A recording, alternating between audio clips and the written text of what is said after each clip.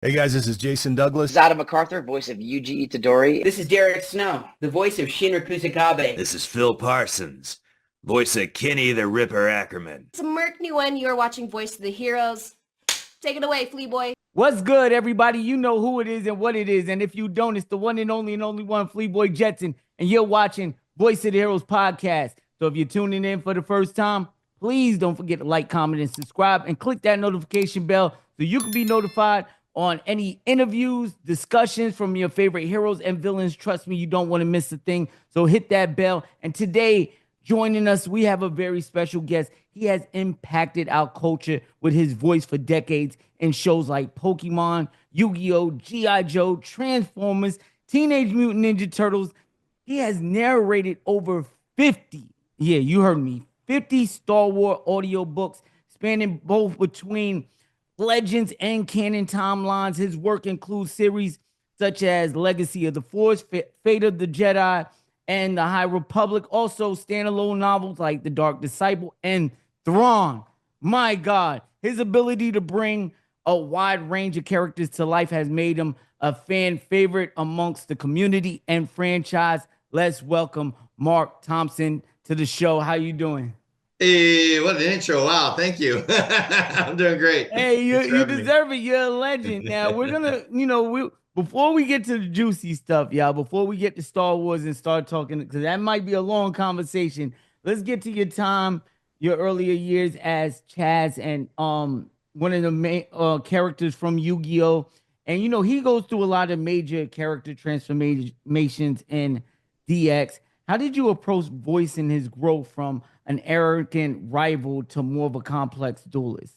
Yeah. Yeah, it's interesting. Like I several of the characters I voiced have kind of had that arc of like he starts off as the arrogant, nemesis or whatever, and then they kind of become part of the friend group or whatever. So, yeah, it was fun. Like by the time like Tony Salerno started with that role, and by the time I got there, he was just in full, Chazz arrogant mood, and like he got to really be full of himself, and that's always super fun to play. And so it was kind of a chance to be yourself without the filter and just kind of lean into all of your darker thoughts and arrogance and all that stuff. So it's fun.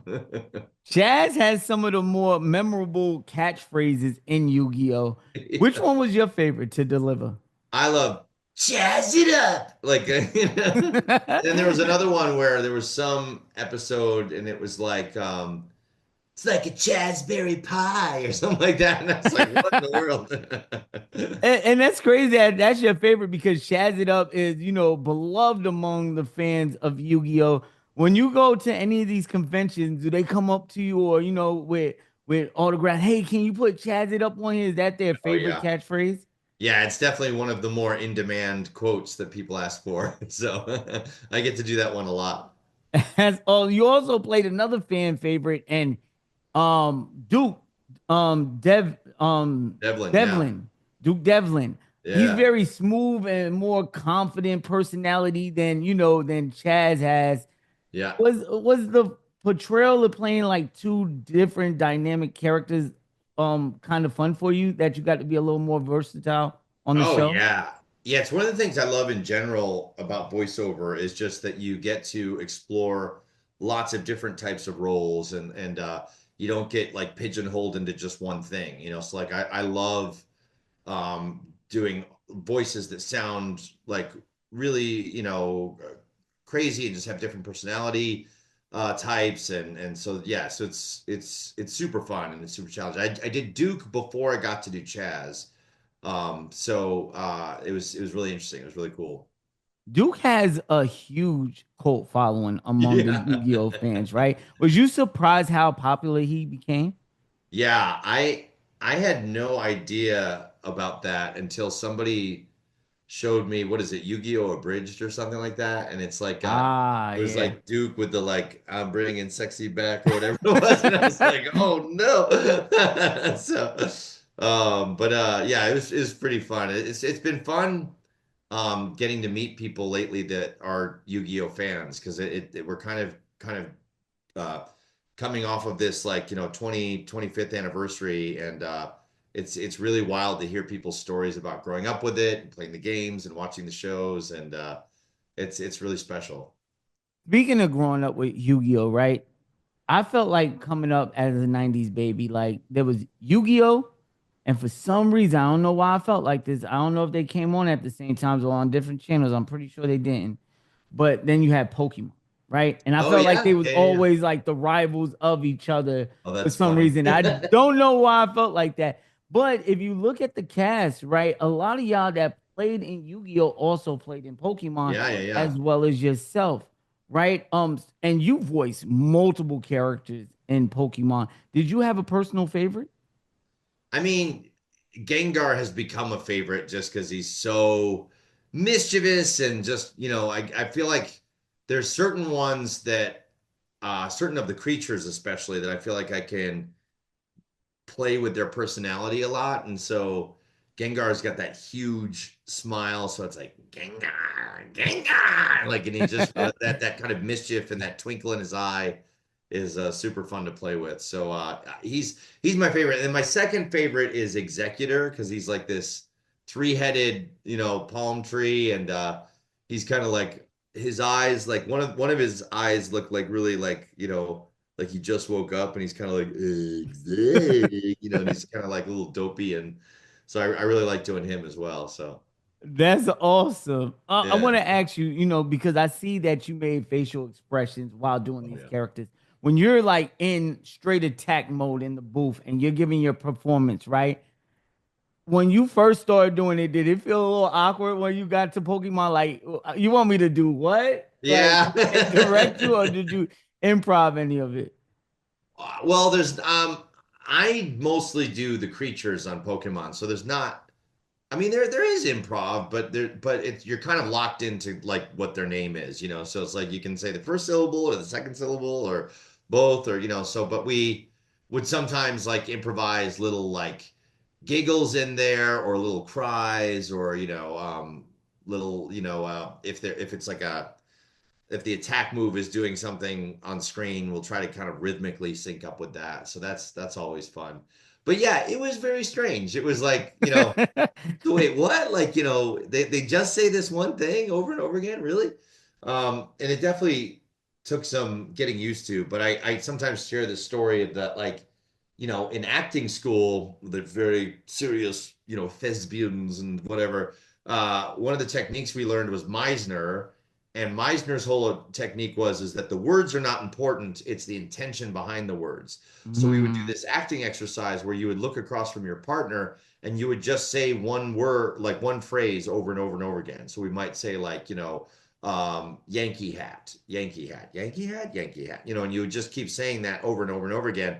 But the challenge of the exercise was, can you imbue it with emotional intention and meaning, just even though you're saying that same word? So in a very weird way, 4 years of acting school prepared me for Pokemon. Hey, Because it's like, hey, that's kind of awesome because a yeah. lot of people think voice acting is just making noise or trying to mimic other, characters, but there's a lot of actual acting that goes Oh into yeah, this and a lot of feelings and emotions and things like that. So that's yeah. interesting that you brought that up. How did you feel, right, about when the Pokemon franchise overall felt like it was time to move on from Ash and Pikachu, some of their flagship characters? How did you take that when they finally decided to retire those characters? Yeah, it was wild. Like it was it definitely felt like the end of an era and kind of like, whoa, like, Mhm. like it was one of those things where you didn't, after 25 years, you didn't think they would ever do that. You just thought like, why would you not just stick with him or whatever, So and it was cool. I got to be a part of those final episodes with Ash. I was some of his I was Sir Fetch and I was Gengar, and Mm. I got to kind of be in the final championship episode, and I was one of the announcers. Oh, And I was that's like, oh crazy. man, so like when we recorded that, it was a little emotional. I was like, oh wow, this really is kind of the end of an era, and it was really special. So it was kind of cool. Do you think in some form of fashion they will bring Ash back in the future for maybe a cameo or something? that would be my opinion, and I think it would make sense to do that, but I have no inside information. I'm just speaking out of what my wish would be, and I think it would be cool to see that happen. So Yeah, I definitely maybe even in a movie or something. I think oh that would be yeah. dope.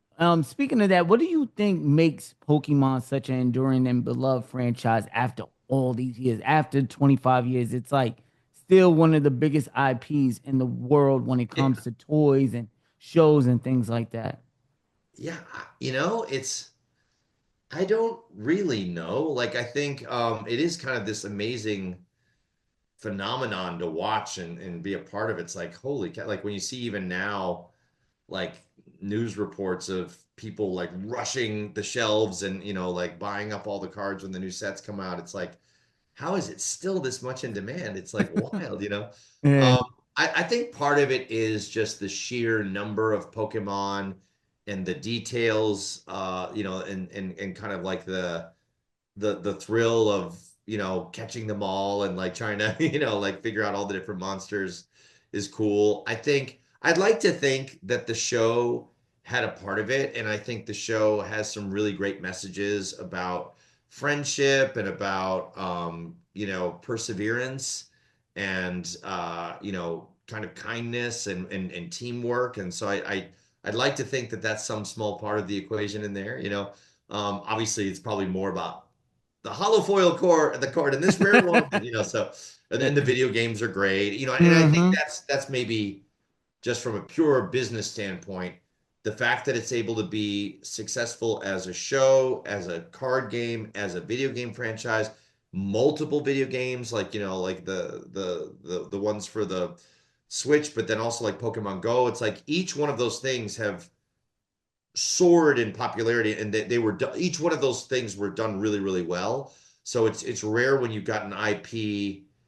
Sometimes you got an IP where the source material is really good, but maybe the merchandise is not that great, or the merchandise is really good, but then the movie stinks or whatever. But Pokemon is this rare phenomenon where like every single endeavor is really well done, and I think it's probably because the people that work on those things are doing it also from a place of love and being fans themselves, and so it's pretty amazing. So I think that's the most important part when dealing with any franchise. When you're a fan of it yourself, I think you're yeah, gonna deliver the best version of that product. yeah. Speaking of Pokemon, right? If for some reason or somehow you was able to become a Pokemon trainer, what would be your sixth Pokemon you would go with? Oh man. All right, so this is where I'm going to show my ignorance because I don't know what the rules are of who you can have and who you can't. And I'm going to go with my limited knowledge of some of the ones that I've done. So I would definitely have Gengar. I would definitely have Executor just because I think they're funny and I like them. I would have Tepig to get some fire in there. Okay. I would do Fetched just because I think he's hilarious and fun, and I can't remember what element he is there. Tentacruel I think is pretty cool, so I would do Tentacruel. And then who else would I want? Who else would I want? Oh, Cubone. I gotta do Cubone. Oh, fantastic lineup. Let us know in the comments what you think about the lineup and who would you have if you was a Pokemon trainer, who would be your starting six? Now let's get to the juicy stuff, man. Something I've been dying to talk to you about. You're widely known for narrating the Star Wars audiobooks. How did that opportunity come about? So my agent at one point just called me out of the blue and said, hey, have you ever done an audiobook? And I was like, no, not really. And I was trying to almost talk her out of it because I was the kid in high school where if we had to do a book report, I would rent the movie instead of reading the book because just reading was not my thing. And I was like, eh. So, and she was like, well, it was a Star Wars book and I thought you might be into it. And I was like, whoa, whoa, whoa, hold on. Yes, wait a minute. Yes.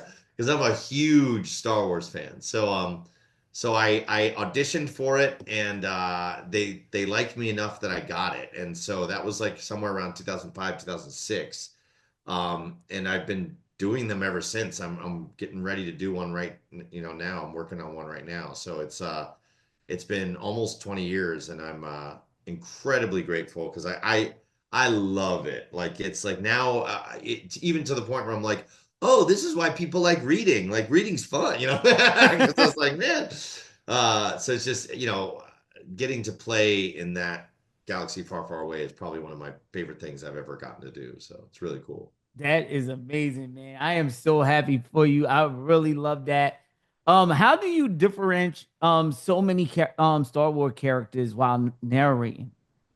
Yeah, it's definitely a challenge. It's a fun challenge, but it's a difficult thing. And so, I'm a lot of times I'm recording samples on my phone, and I'm like, we'll just play them before a scene starts or in the middle of a scene to just kind of remind me what I'm doing there.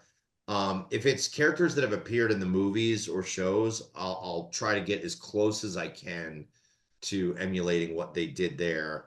And then if it's a new character, I'm, trying to come up with something that's not going to sound too similar to anybody else that they might be having a conversation with in the book. And so it's, my director, Kevin Thompson, often describes it as like an orchestra. And like, you want to have like your brass and your strings, and you want to use the different instruments at different times and make each instrument has its own sound. So as much as we can try to get the characters to kind of have, whether it's unique, tempos that they talk at, or accents, or personality types, like whatever I can come up with to make them kind of feel like they're their own unique person, we try to slap all that on there. So I'm not gonna lie, that must be extremely difficult, and you do it effortlessly. Speaking of that, what's been your favorite character to voice within that galaxy? well, Yoda's my favorite Star Wars character. So like anytime I get to go like, you or do not, there is no try. I'm like, woo, like I just freak out and get excited. So I love Yoda. He's my favorite. And do you have a favorite book that you've done so far? Oh, that's asking me my favorite baby. Yeah, I don't know. It's like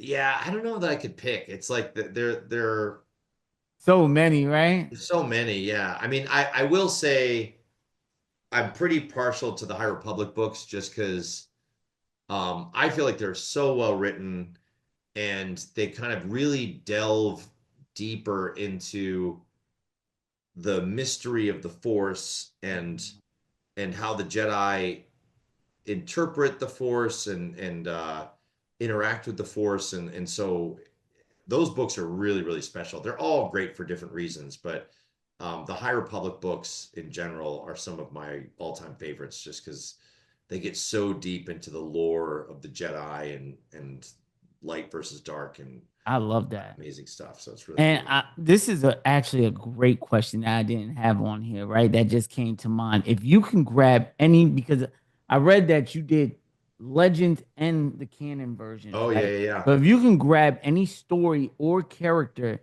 and bring it into the canon universe, Ooh, who would you go with? that is a good question. That's a really good question. Um, gosh, that's a really good question. I have a favorite in mind, but I want to hear what you guys Yeah, say. yeah. Because there's somebody in particular from Legend that I can't wait to see in Oh, canon. I mean, I guess it would be a tie between Revan and Mara Jade. Like, I feel like it would be really cool to see. Mara's like complicated because I don't know if you could bring her back without her relationship to Luke, and I feel like that time is kind of past. And Yeah. but either of those would be really I was epic. thinking Revan too. You were okay, yeah, yeah, Revan is one of my all-time favorite. yeah, yeah. It's like him and Thrawn is up there because I like, Thrawn's stories and things like that just have been so good. Yeah. He's just a well-written character overall, one of the better villains in the Star Wars.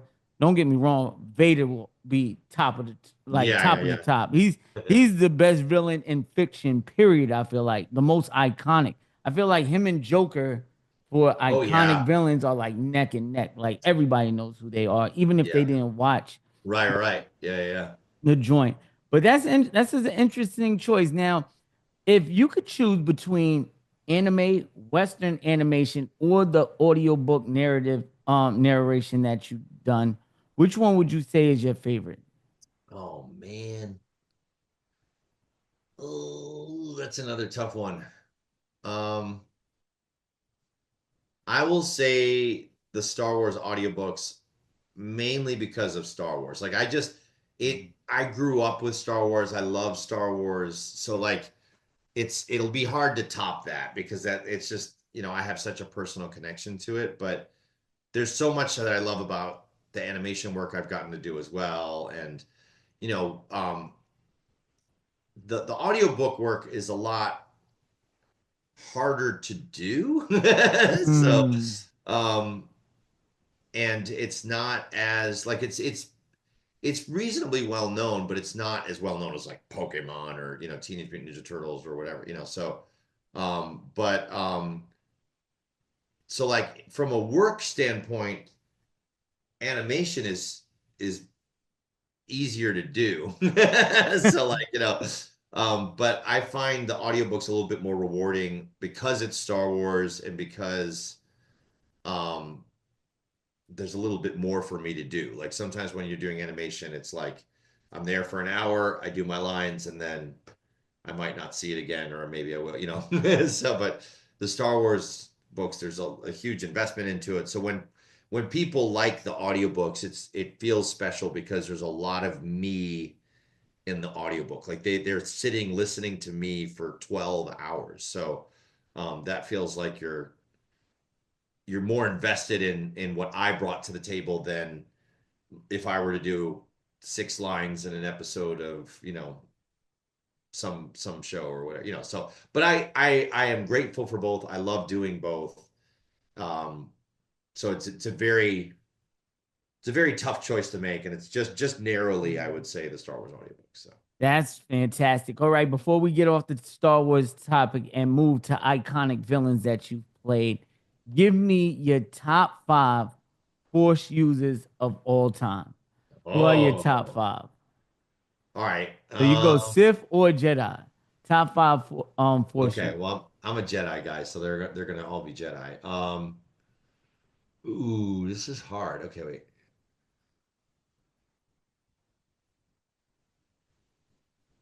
Okay, I will say number 5 is Kanan. Love that Number character. 4 is Ahsoka. Number This is hard. 3 is Obi-Wan.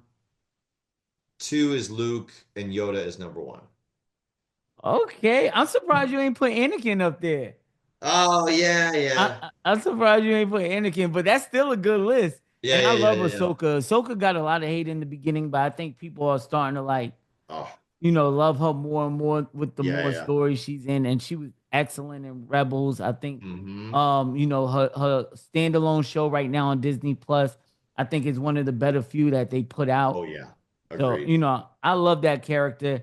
Yeah. Kanan, spoiler alert, when he died in Rebels, I couldn't like stop but to cry, man. I couldn't hold back the tears, man. I was like, I'm the same way. Like every time that episode comes on, if I watch it, I'm in tears. Like no matter how many times I've seen it, I'm crying. It's really great. yeah, and people don't believe me how good Rebels actually is. I know, don't get me wrong, Clone Wars will forever be the GOAT when it comes to that style of animation.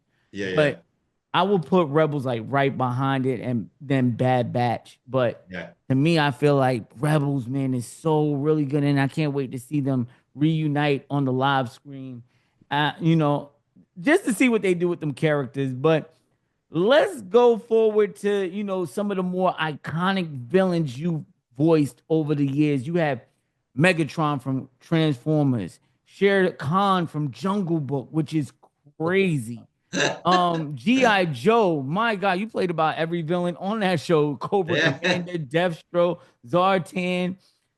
Which one was your favorite to voice? Matter of fact, what's the key of making a villain sound truly menacing and memorable? That's a good question.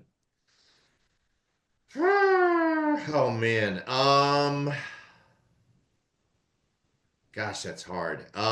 It'd probably be a tie between Cobra Commander and Megatron. Mm. Um, One, because they're both so evil and so kind of over the top that it's fun to kind of play in that space, you know.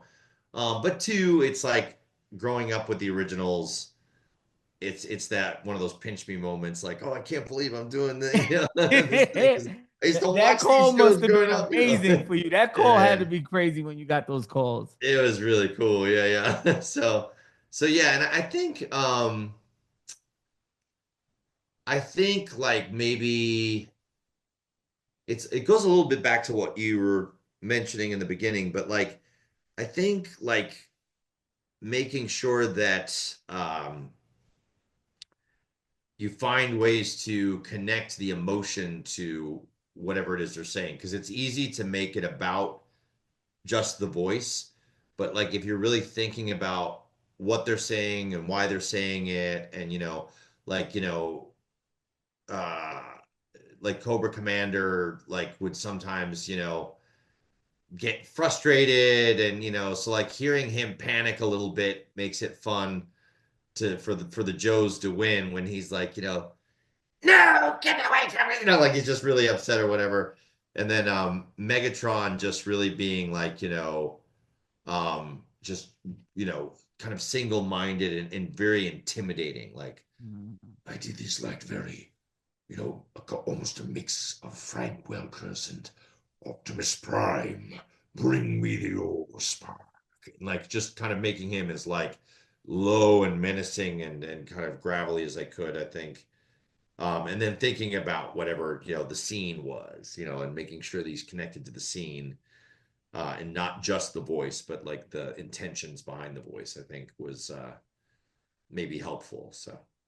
Fantastic. Do you prefer voicing intelligent, manipulative villains or more like chaotic, unpredictable ones? Oh man. Probably I like both, but the chaotic ones I feel like I tend to go big. Like I tend to kind of be a little out there with my choices. So I feel like the chaotic characters suit me a little bit better. Um just in terms of acting choices and stuff like that. So I guess I'll go with the chaotic ones, but they tend to do damage to your voice after a while. So you gotta be careful and drink lots of water. So Pace it out. Have you yeah. ever played a villain that was originally written one way, but you gave it a different spin? Um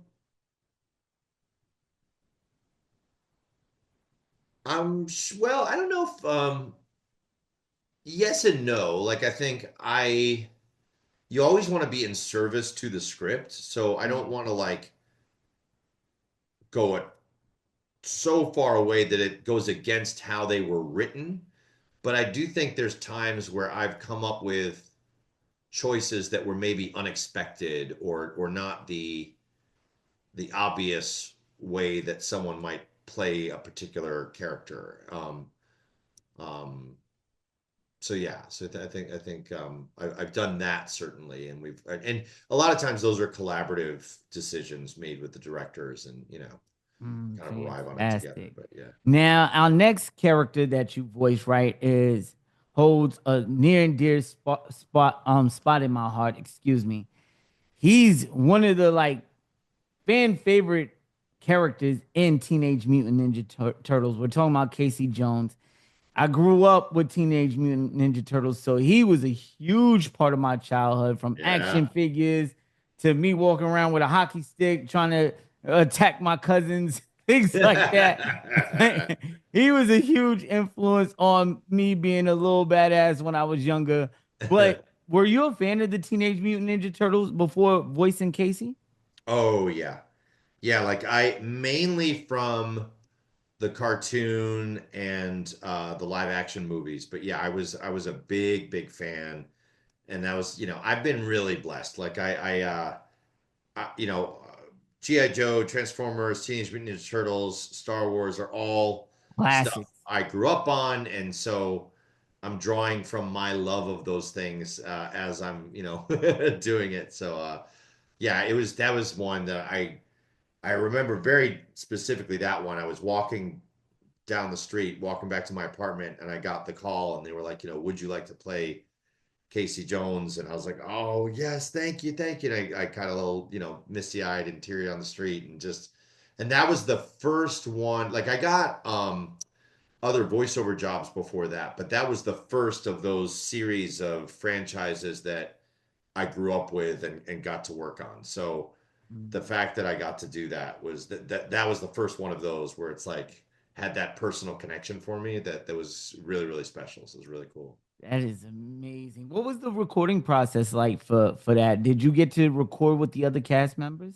Yeah. So for most of the shows that 4Kids did were dubbing shows, meaning they were um, uh, created in a different language like Japanese or Italian, and then we would dub them into English for an international market. So most of those we were looking at the animation already done.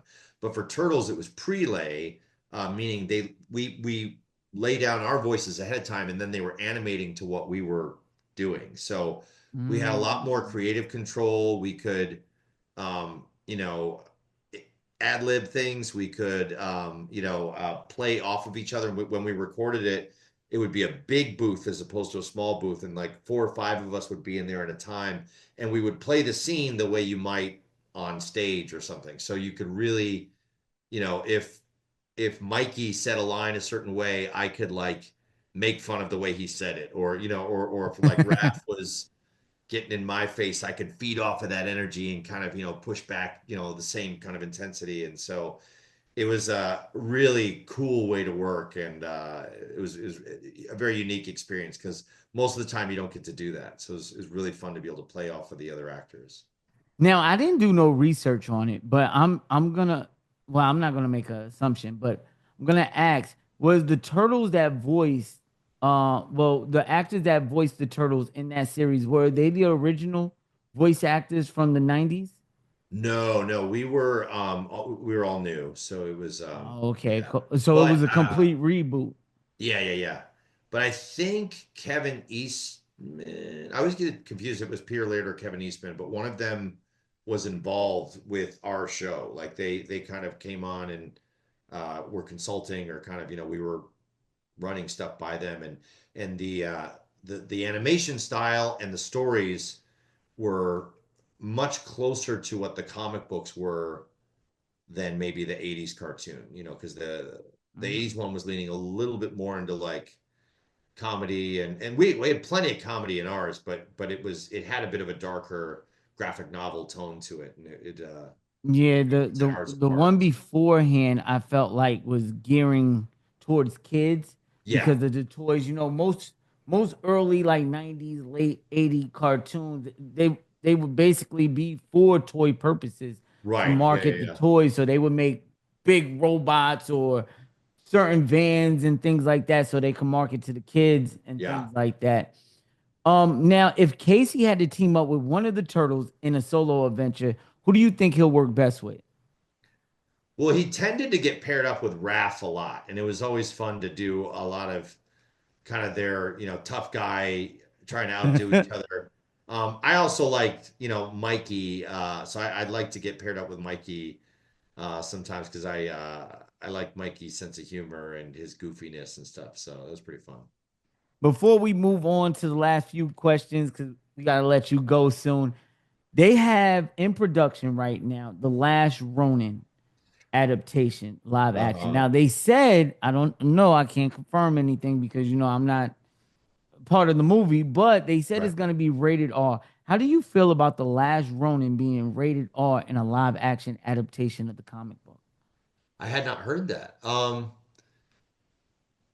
I haven't read the comic, but from my friend Dramani swears by it and loves it, and I think from what I've heard about the storyline, it makes sense that it would be rated R. So, Yeah. and it's kind of an interesting idea that, the if you were a fan from the beginning, you would be, in your 40s or 50s now, so it kind of makes sense that to do that, to have like rated R thing. I think it would be interesting. My mind, where I think it would really lend itself is like, really like towards the action and the violence. Like I think that would be really interesting to not be hindered by having to cater to a younger audience and like kind of let them loose. So that would be really interesting to see and really cool. And yeah, so I think tonally it probably makes a lot of sense. It'll be interesting, so.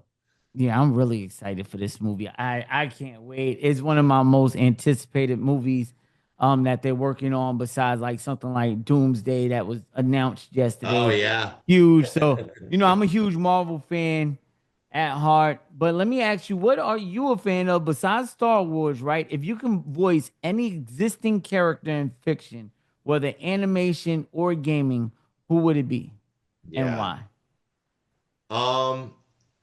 A big one on my list that I would love to do is Superman. Oh, nice. Superman was, when I was really, really little, he was the superhero that I gravitated to the most, and I love what Superman stands for. I'm super excited about the new movie coming out, and just I love the idea of somebody who, like, the only person who absolute power does not corrupt is like, he has that heart of gold, and he just wants to help, and he uses all these amazing abilities to try to like serve other people, and that feels very aspirational and something to try to emulate, and so I've always really liked him. Similarly, Captain America would be really fun to like. I love you like, swinging big. oh man, yeah, I gotta try. I love it. So yeah, those would probably be my top two that I haven't gotten to do yet. I ain't trying to put you under the spotlight, but could you give us your best Superman impression? Well, like Superman, like like if you did like the stand aside, Lois, you kind of do the kind of 1950s, but I feel like the voice wouldn't maybe be as interesting because it would be more of an everyman, and so it might be kind of closer to just my normal speaking voice, and I think that one you would approach more from the attitude of what you're playing than you would any kind of particular vocal quality, I guess. So I like that. You know why? Because I think I really like the fact when I watch any anime or animation and you can hear the actor in it. Like you're like, oh, like the Leonardo DiCaprio meme, like, oh, that's Keith David, or that's Mark Hamill. I love the fact that sometimes you can literally hear the actors. So I love the fact that they're starting to gravitate towards that more and more, where they're letting, voice actors use their regular voice instead of like, changing it so much. Right. Sometimes it's called for, especially dealing with certain like aliens or beasts or, type humanoid type characters, things like that. You got to change it up to fit the character, of course. But I kind of love the fact that they're like normalizing voice actors a little bit and letting them, because I just feel like you feel more of their emotions and things like that when, they're freely speaking. But speaking of voice actors, right?